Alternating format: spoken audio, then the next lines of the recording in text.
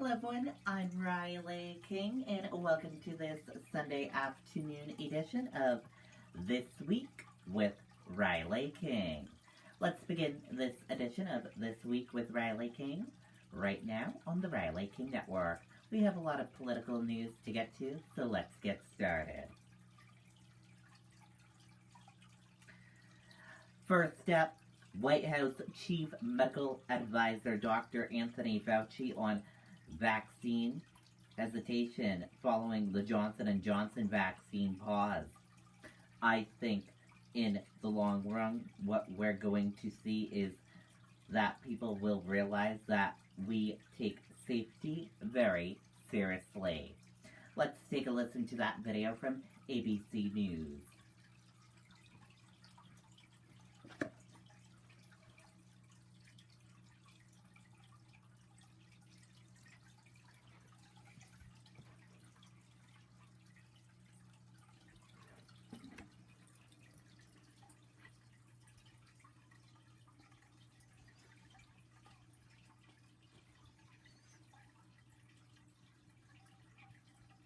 And the President Biden's chief medical advisor, Dr. Anthony Fauci. Dr. Fauci, thanks for joining us again this morning. Start out by responding to Nate's argument right there that the pause may have hurt more than it helped.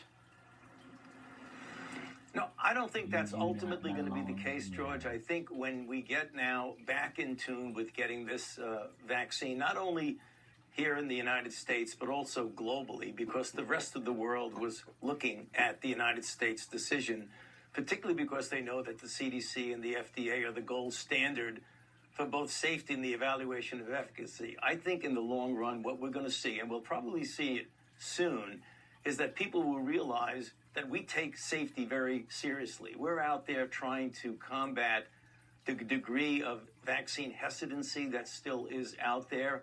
And one of the real reasons why people have hesitancy is concern about the safety of the vaccine. And I think if you make the argument that we take safety really very seriously, and there was a pause, it was examined, and now we're going ahead with it, which tells you that if you look at all of the other vaccinations that have been done, we've had about 141 million people have received at least one dose of the vaccine. A very small proportion of that, about 8 million, has been J&J. The rest have been the mRNAs from Pfizer and from Moderna. So if anybody has any doubts about the safety of those other vaccines, and including J&J, we can now say, we take this very seriously. We've looked at it. Now let's get back and get people vaccinated. And that's what we're going to be doing. Get as many people vaccinated as we possibly can, as quickly as we can, because we have a very, very effective vaccine for the people here and throughout the world. Okay, and there you go on that video and that report.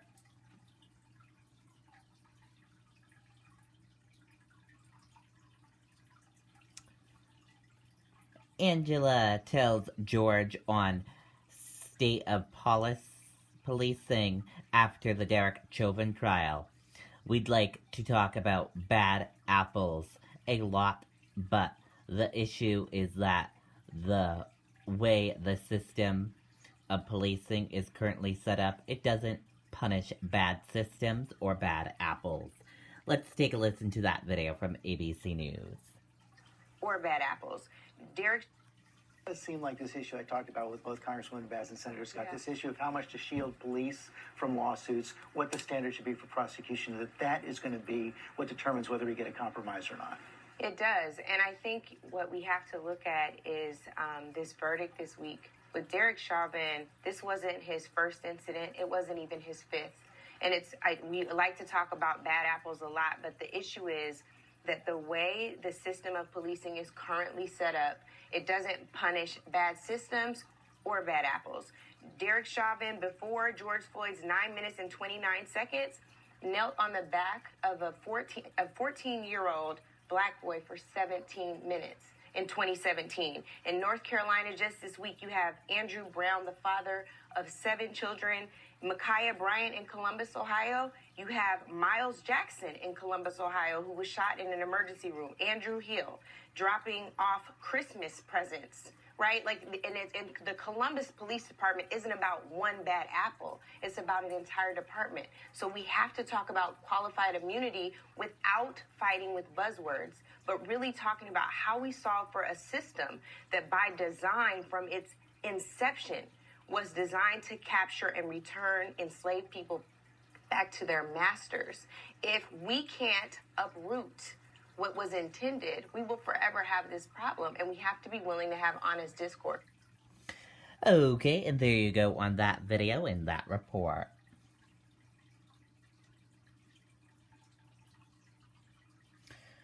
Former North Dakota Senator Heidi on President Joe Biden's first 100 days. I think he's on the right track with the right agenda. The question is, how does he sell that agenda? Let's take a listen to that video from ABC News. In Washington, D.C. Heidi Heitkamp, I want to bring this to you because the poll does show that this is something of a vulnerability to the president on bipartisanship.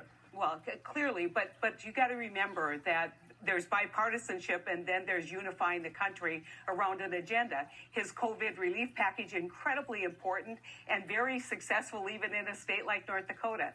I think President Biden's problem is that he's playing in Washington, D.C. as opposed to getting out into the country, starting to talk to normal people, regular people, people in my state, your state, about what he intends to do. And I think he can bring a coalition, a bipartisan, uniting coalition around his agenda, but he can't do it from Washington, D.C. That place is toxic. They don't want to make a deal. They don't want to get things done because it's all about power politics. I think he's on the right track with the right agenda. The question is, how does he sell that agenda? Sarah. Heidi Heitkamp, I want to bring this to you because the poll... Okay, and there you go on that video.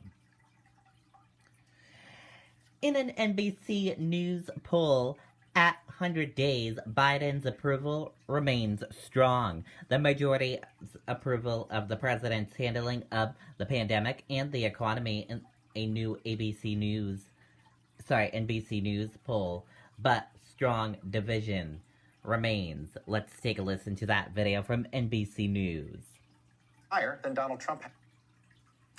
Welcome back. I'm going to start things off with our new NBC News poll that we're debuting this morning as we approach President Biden's 100th day in office. The president's approval rating among everyone sits at 53%, against 39% who disapprove. When you narrow it down to just those who are registered voters, it narrows slightly. 51% approve of his job, 43% disapprove, 6-point net difference. That 43% looks familiar, though, if you've followed the polls last year.